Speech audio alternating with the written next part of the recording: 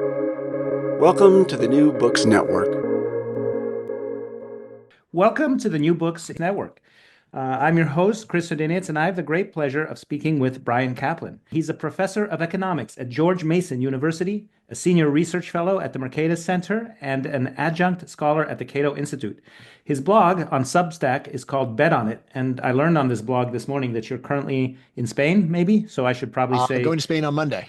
oh, you're going to Spain on Monday. Okay, so it's Yes. too early to say Buenas Mhm. tardes because it's morning here, it's afternoon in Virginia.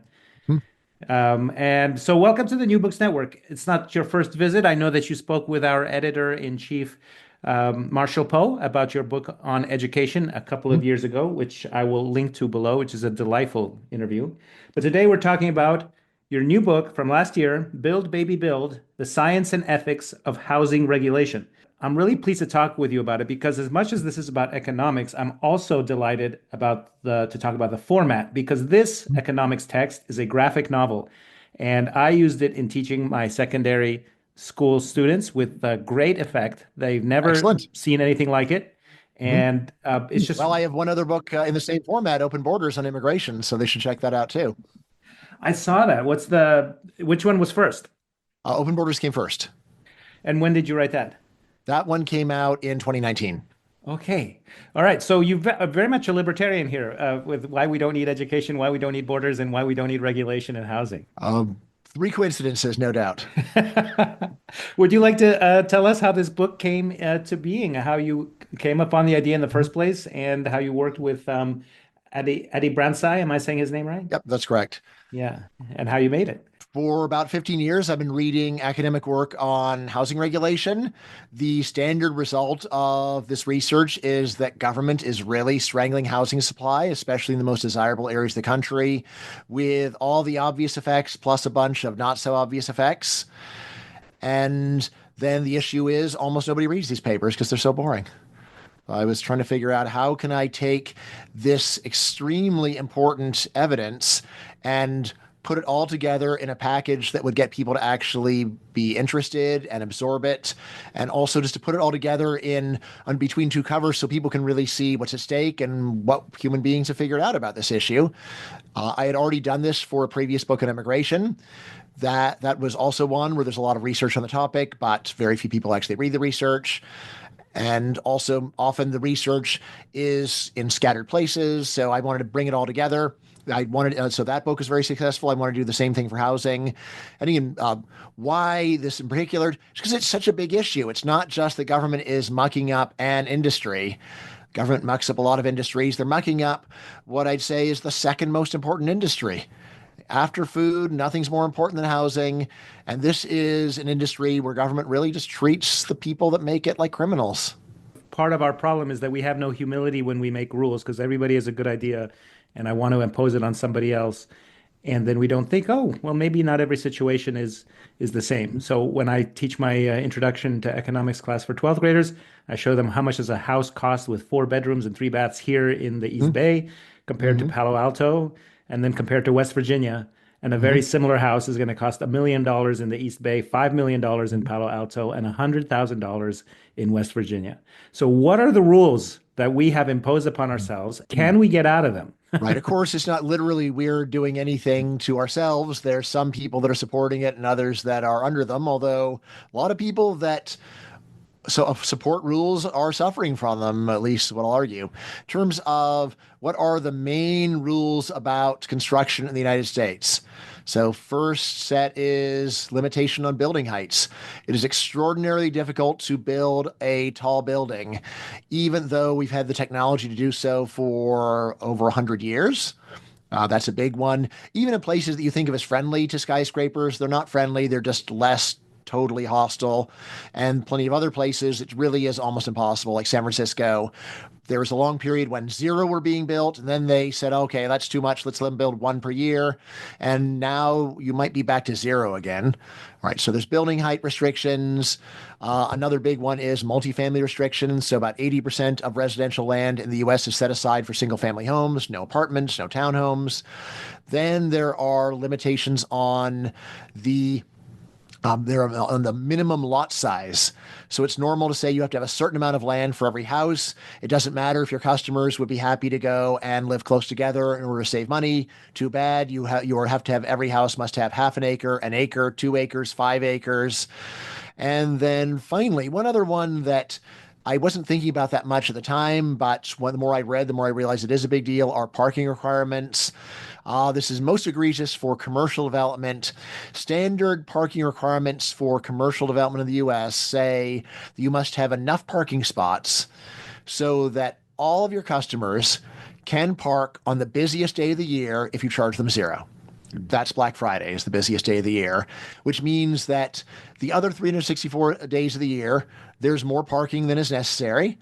And therefore, there's land that totally could have been mixed use apartments or something like that, right walking distance from commercial developments that is illegal.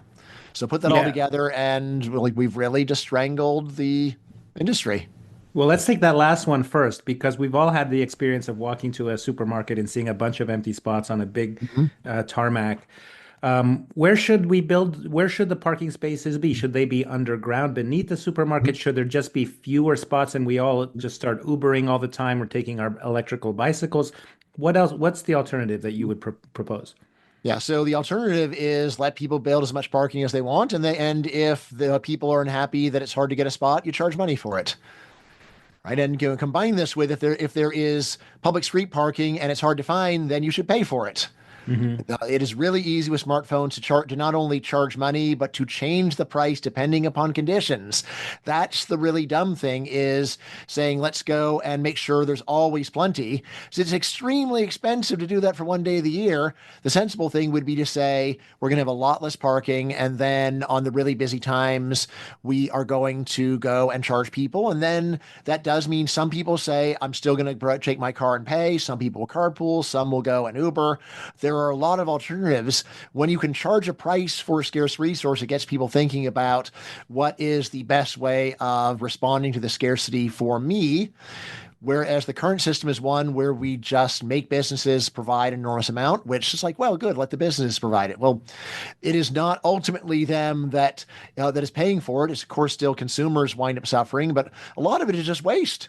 Right? A Yeah. lot of it is just we have a bunch of empty parking spaces all the time. Right? And it's like, except for like one day of the year, right? So Yeah. 364 days out of 365, there's wasted spots, which could have been an apartment for somebody. So Yeah. those are the people that are really paying the price of these absurd policies. Well, because a person would say, but what's wrong with free parking? But you would say, no, no, that free parking is land that was not developed alternatively, which Yeah, therefore yeah. you paid for with your Yes. higher rent. So if you're Yes, paying paid for it an ex with higher rents or higher prices of groceries, or really, there's just so many other things that could have been done. Anytime you take some resources and say these are going to be, we're basically going to light them on fire, Mhm. it's like, well, then those resources are not available for doing other things. Yeah. No, I right after I read this book the first time, I went to Trader Joe's to our grocery store out Mhm. here to buy eggs. There were no eggs. They said one limit, one per customer. We're not raising the price, but they all sell out in the morning. I was like, Yep. why don't you raise the price a little bit so Mhm. I can buy them in the afternoon? I'll happily pay Right. $7, now $4. They're like, Mhm. but that's not fair. But if you listen to Bryan Caplan, it's not fair that you only privilege people who don't have to go to work, who come in the morning and buy Mhm. $4 eggs. Well, now I have to add another 20 Mhm. minutes to go look for them somewhere else. That Yep. guy was not having it. Mhm. He had no idea what I was, and I couldn't like, come on. Yeah, so it's true that like even without government regulation, when there are sudden bouts of scarcity of a particular product, it is common for businesses to do what people think is fair. Mhm. One story is they just don't want customers to flip out at them. Another one is maybe the managers themselves actually feel bad about it. We saw this during COVID when you couldn't get toilet paper and things like that.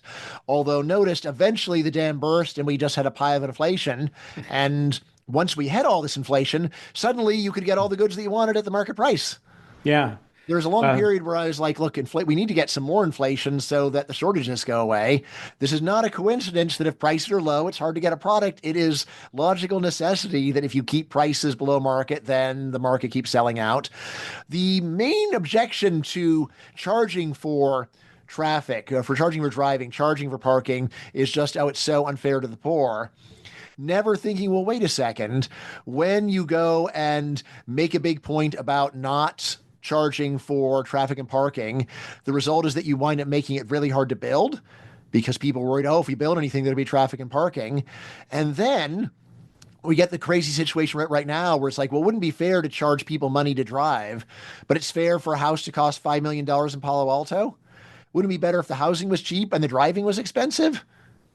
I understand why we can't build things high. Two examples you give are a building in Central Park and the tallest building in the world, the Burj Khalifa in Mm-hmm. Dubai.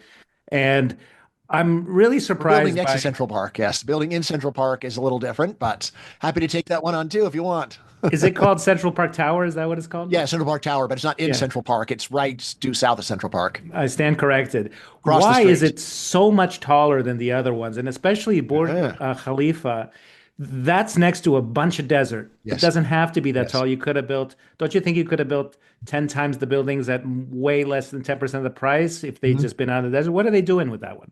So I've actually been there recently. So there's a large area of high rises around there.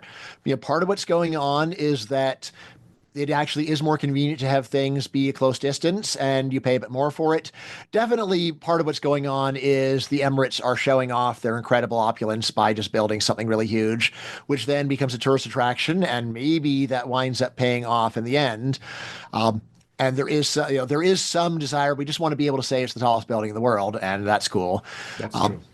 there is work on what would really be the cost minimizing height for buildings and it does depend partly on land prices, but one answer is something like there's a big flat range at cost per floor up to about 40 stories.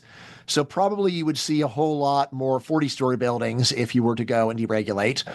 But here's the other thing that's going on. So I think Central Park Tower, it's not so much of a prestige project. There's a little bit of that, but a lot of it is if everyone else is being denied the right to build a tall building, and you do get the right to build a tall building, that is like a license to print money.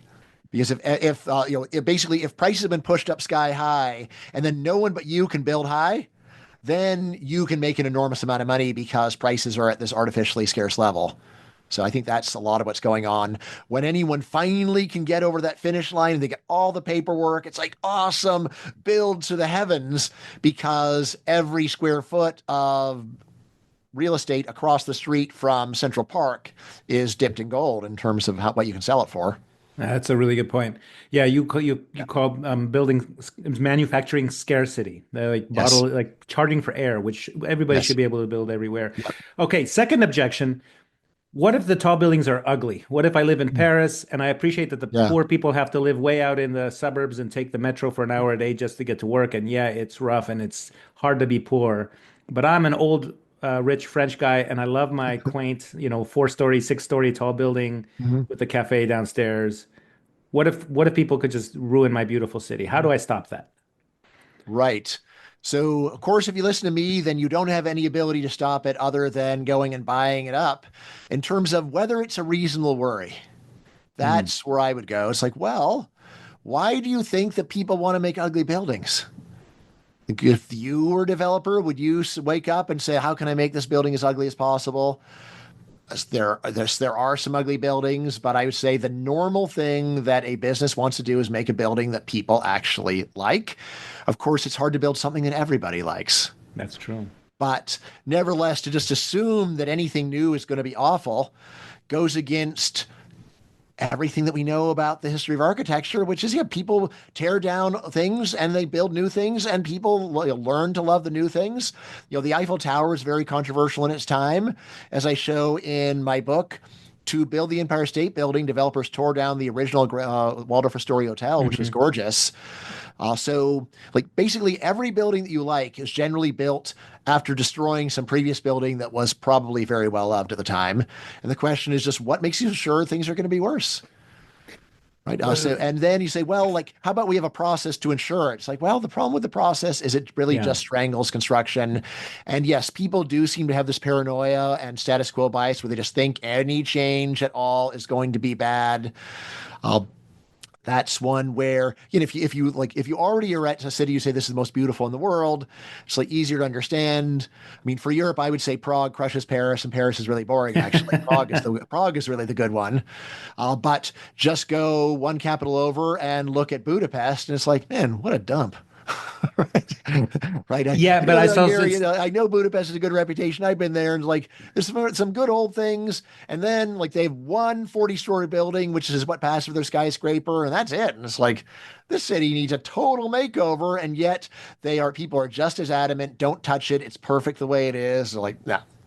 Could be in need of great improvement.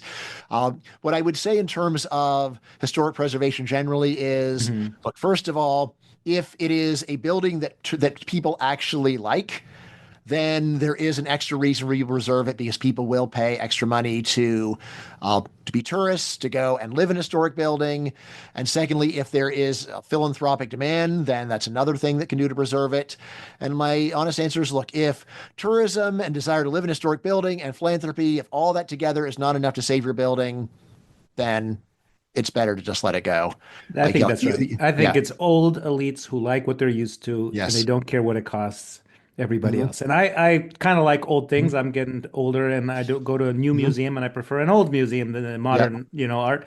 And I appreciate the beauty of Mhm. Paris, but I do think there's a lot of people Yep. suffering from that. Okay, another cool thing you argue here is that population density is a green city. That Hmm. that Hmm. we are using up fewer resources. And would you like to expound Hmm. upon that? Why is it, we think, oh, city, oh, there's going to be a lot of Yep. smoke and pollution and blah blah Yep. blah. Well, if you go outside in the streets of Hmm. California, they smell great. Hmm. Not like when I was a kid. And Yeah, I remember those old days. yeah. Growing up in LA. Yeah, so here is the main thing in terms of carbon emissions, energy use. If you're worried about those things, then you want to get a really high population in the temperate parts of the world where you barely need to use heating or cooling. Southern California, if you really care about total emissions, is where you should want to go and have the world's tallest megacity. So it's dirt cheap to live there, and you just pack in 100 million people there. Right. If you say, well, it degrades the quality of the local environment, maybe that's true actually. But the key thing is, if you're worried about what's happening to the overall planet, it doesn't make sense to say, I don't want the planet harmed in California. The result of high prices in California is that the population of California is roughly stagnant, and instead there is outmigration of as people move to other states where they've got much higher emissions. So that's sort of step one. Is if you're worried about anything at the planetary level, then you should want it to be especially cheap to build in the areas with the best weather. And that is not the way the world works at all. Instead, the areas with the best weather, like California, tend to strangle construction. Then there's further work just measuring what kind of construction gives you lower emissions per capita. And the result of this is that cities are greener because you're sharing walls and things like that. So that means less energy usage. Also in cities, then less need to be driving. People are able to go and walk. And then on top of it, another result is that new construction is greener than old construction because it's built with modern, better insulated materials. So put all this together, and yeah, while there are a lot of environmental arguments against development, but they really are based upon I don't want that particular tree cut down, rather than taking the big picture of, well, what's the net effect of this on the thing that you supposedly care about. So my city is carving up the streets and putting in bicycle lanes and special designated parking lanes. And my state is building a multi-billion dollar train that seems to connect Fresno to Bakersfield. A lot of the things that the government wants to do to make our city green also seem to me ill-considered, half-baked, Mhm. and but on the other hand, if we didn't do anything, I don't see why we wouldn't just have a bunch of congestion and clutter. So Mhm. what's the correct amount of government regulation? Say, like, if government is owning resources, charge prices so that you don't have congestion. Basically, for parking, it's really easy. Just keep, so with modern technology, like you may have seen one of these before. Listeners will note that Professor Caplan is holding up a phone. Yes. Yes, yes. With modern technology, it is crazy easy to not just charge people to park, but to change the price based upon parking conditions. The sensible thing is basically to keep raising the price until you got about 95% occupancy, or keep lowering the price until you got about 95% occupancy. If when the price is free, then nobody's there, that's fine too. That is the simple solution for parking. It makes perfect sense, and yet people don't like doing it. And then similarly for driving, the idea is keep raising the price until people can drive the speed limit, or realistically 10 miles over the speed limit, because the speed limits are too low and people don't really follow them if they have the flexibility to do so, right? And this is a much better way of handling all congestion problems. Just charge. This is a way where people that actually really want the product can always get it whenever they want it, which is not just good for the rich. Sometimes a poor person needs to get to the airport or needs to go and get to their job. It is a lot better if you know with great confidence that the only thing that might be different from usual is the price, but the system works. That is a way better way of handling it. And then, of course, some of the things you're talking about, just like bike lanes, obviously just make congestion worse, which, again, actual use of bike lanes in America is so low. It is a ridiculous use of taxpayer resources. There is this absurd wishful thinking of, well, once we got enough bike lanes, then we'll switch over and then they will become cost justifying. It's like, show me any case where that happened. Yeah. Like, it's just ridiculous. Like, say, well, I know there's a town in Germany, like Münster. Like, so I've been in that town. Like, that's not America. It's never going to be America. All you're doing is you are burning up a ridiculous amount of valuable resources for this pipe dream of having of bicycles, right, which are just not practical for, really, they're barely practical anywhere. Like, even in Germany, it's like, well, what do you do if you got more than one kid and you're riding around on a bike? What's your plan? Like, well, we'll have bikes and we'll also have a car on top of it. So, great system. There's an especially absurd case with bike lanes where I live next to Route 66, major west-east highway in Northern Virginia, and they actually added on a bike lane which takes up about as much room as a full car lane, because there's a protective barrier on top of everything else. I can walk to it. It is a bike and pedestrian lane. You'd have to be deaf basically to want to use it. The only time I've ever used it is I waited for a blizzard and then I took my family for a walk on it, because then finally there weren't many cars and we could enjoy it. If you go in and just take a look at what's going on, there's maybe a dozen bikes per hour using this lane, which would be getting used by like 10,000 cars per hour otherwise. And like, why do they do it? All because it just sounds good. Oh, we're going to have a bike lane. And it's just like it's just a ridiculous vanity project. I mean, like, my basic stories, I think it is just like a bribe paid to activists because they couldn't give them money. And they said, what do you like? We can't give activists money to shut up about putting in toll roads. So what will we do? All right, we'll give them a bike lane. You activists like bikes, right? Yeah, we like bikes. All right, there we are. And so let's go and blow $1 billion for the taxpayer money or whatever. Yeah, everything is a monument. Again, the trains are one where I would say after you are charging for parking and driving, some people will be looking around for alternatives. Maybe that will finally make trains self-sustaining. I doubt it, but it could, right? Buses are more likely one that would actually make sense than the trains. And so you can do that instead. But yes, of course, a lot of what you're doing with tolls and with parking fees is not saying that people aren't going to be able to drive or park. It's changing the time that they go. You don't have to go during rush hour. Only the people that have a burning need to be using it should be using it then. And the price persuades them to do the considerate thing. And on the other hand, persuades all the other people who can easily wait, do it at a different time so you're not messing up everybody else on the road. Yes, that is what Milton Friedman calls the magic of the price system. Yes, right. And, it will find the correct point of equilibrium. Mm-hmm. As you speak, an objection arises to me, which is to get to a 100 million person megacity in Los Angeles. I don't know that individual builders can sort that out. It almost seems like you do need that billion-dollar train. There's some big, some all-powerful force to compel people to do this in order for it to pay off. Otherwise, won't it just become more clutter and congestion and Yeah, so so like yeah. even if we keep our parking and driving system the same, I'll say no. Like if in LA you could just go and just start building more on the edge, then people will just spread out, and some of it is going to be more commuters. A lot of it is just going to be that new businesses open up in the new areas in order to get offer a convenient commute to workers who live in those areas. So, while it would be nice to fix driving and parking problems at the same time, I would still say even if that problem is just beyond hope, then still just let people build more stuff. And always worth remembering that you've seen those signs saying if you lived here, you'd be home now. Hmm. Yeah, well, that's a lot of what's going on is you let people build more stuff. Of course, if you let people build more stuff in immediate downtown, that means if it's cheap, that is a reason to go and move there instead. And then finally, since you're in California, I'll just say, look, if you could actually build trains successfully, then we'd have to talk about it. But California demonstrably cannot build trains successfully. Right? It's basically like saying, well, how are we going to go and save Dad's life if the toddler doesn't know CPR? And it's like, well, toddler doesn't know CPR, so it's just ridiculous to go and pretend like a toddler is going to learn it. The toddler's hopeless, and we got to come up with some other plan.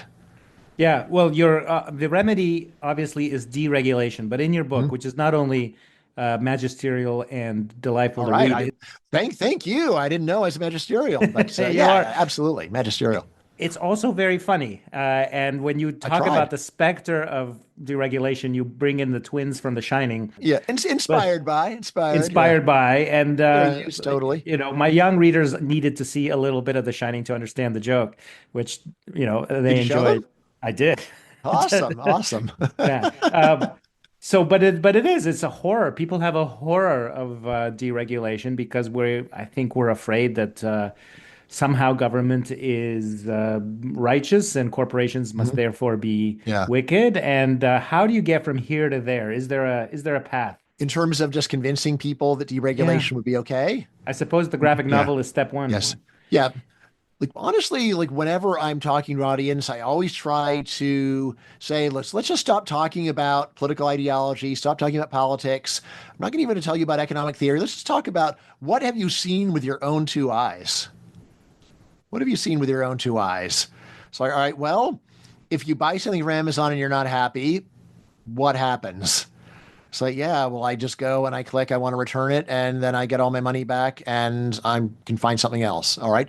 And that's your actual first-hand experience with business. Or like you buy something at Costco, don't like it, or fine, I just go and return it. And normally you do like it.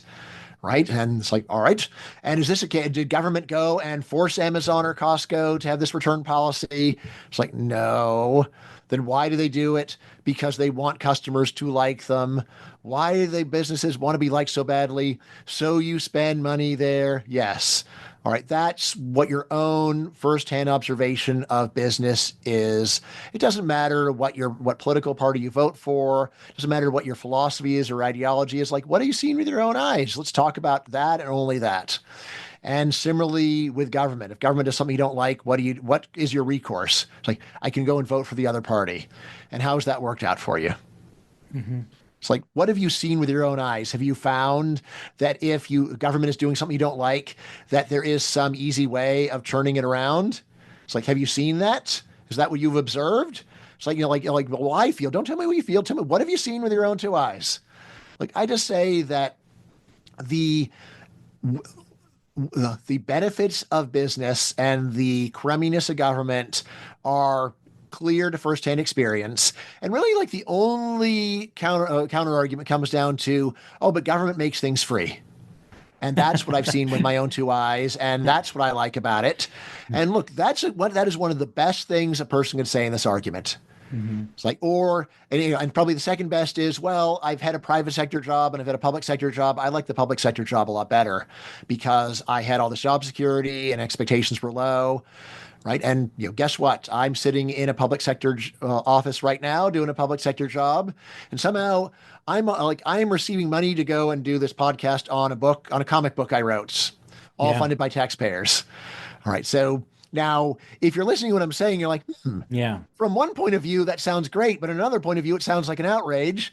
And I'll say, yeah, from Bryan's totally narrow, egotistical view, this is great. But from the point of view of Virginia taxpayers, this is an outrage.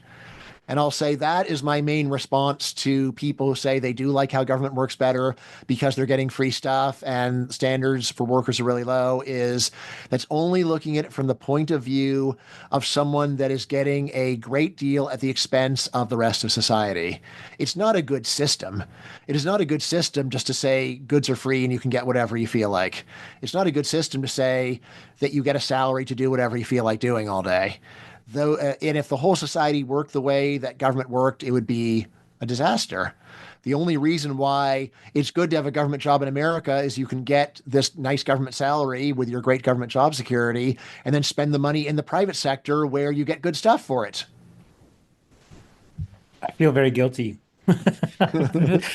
Yeah. Well, So, like I have all like my self-defense is, well, look, I'm a whistleblower. If I didn't have this government job in academia, this incredibly ridiculously privileged position, you just say sour grapes. I'll say like the system is fantastic for me. I can't even begin to tell you how great it is to be a tenured professor at a nonprofit in America, but it's a terrible system. Mhm. It's a ridiculous system. It is a scam. It is a scandal that jobs like mine exist. Well, I think this goes back to your objection to education because all these kids who are coming for the degree are paying a ton of money Hmm. so that you got that nice Yep. office. And the taxpayers are paying a Hmm. ton of money so my Yes. students Yeah, can learn especially the from my taxpayers. wisdom. Yeah. So, the students are still getting subsidies. That's true too. That's true Yes. too. So, like, I mean, really, like, the best estimate of what college would cost without government support is what private schools charge. Which, again, if you think that education is absolutely wonderful for modern society and that it would be a disaster if we didn't have, say, 35% of people finishing college, then you should like government. On the other hand, if you think that, like I do, that what you learn in school is pretty useless in the real world, and the main result of all these subsidies is just credential inflation, where you need lots of years of extra years in school to get the same job your parents and grandparents got with less, well, then you'll agree with me that this is, again, something that we should really defund. Well, maybe we can close with that because what you just brought up is the objection I had to your argument with Marshall Poe about your book on education, which is Hmm. you were saying that the content does not help you in any job you're going to have later on. But I, as somebody who is taught in currently teaches in a high school, but has taught in community colleges and is Hmm. taught as a graduate student at the university level, like I think what you're getting there is the skills. You're learning how Hmm. to synthesize information, you're learning how to look for evidence to support an argument. You're learning how to work with other people. And frankly, you're having a really nice Hmm. time avoiding going to the grown-up world while you can still Hmm. be, a young adult with people your own age and make friends that might Hmm. pay off as networking in the future, but also teach you the Hmm. basic skills of life, how to do your own laundry, how to Hmm. shop for your own clothes, how to make spaghetti and Hmm. fry eggs. And Hmm. some of the benefit of college is that rather than, oh, did I Hmm. learn Renaissance Hmm. poetry here, etc. Yeah. Of course, almost all of those things that you mentioned, you would also have been learning if you just got a job. Definitely all of those independent life skills you would learn if you just got a job. You'd learn more of them Hmm. probably. But the ones about learning, again, learning how to work with other people, yeah, you totally learn that on a That's job. true. Like all these thinking skills and so on, that's one where it's a bigger intellectual challenge. Well, so is that true? What I talk about in my book, The Case Against Education, is that there's a field in psychology called educational psychology, where they've tried to experimentally measure the transmission of thinking skills from school. And in general, what they find is the best case scenario for school is that students learn exactly what they're taught. The idea that they're learning a bunch of additional skills that are not on the exam, thinking skills, critical thinking, learning how to learn, all that stuff is basically a lot of propaganda, and there's very little sign that schools actually are delivering on the promise. Um, on top of that, obviously, if you do, even if you don't believe that, it's like, couldn't you learn how to think on a job? Couldn't you learn critical thinking on a job, problem solving on a job? So the case for school would have to be that it's doing something that is greater than what you would be happening on the job. And that's one where, other than a bunch of self-justifying excuses from educators assuring us that it's happening, the evidence for it's real low. All right. That's a great last word. I would love to invite you back after I read the immigration one because that sounds Yeah, that very sounds good. exciting. Yep. And do you Yep. have another one you're planning? What's your next project, Brian? Well, let's see. So I don't have another graphic novel in the wings right now. I'm still pondering what I should, which one. I mean, it is a wonderful format for the author. It's just such a flow experience. It's such a delight to do it, especially if your artist is also on board and really trying to figure out the best visuals to go and present the ideas.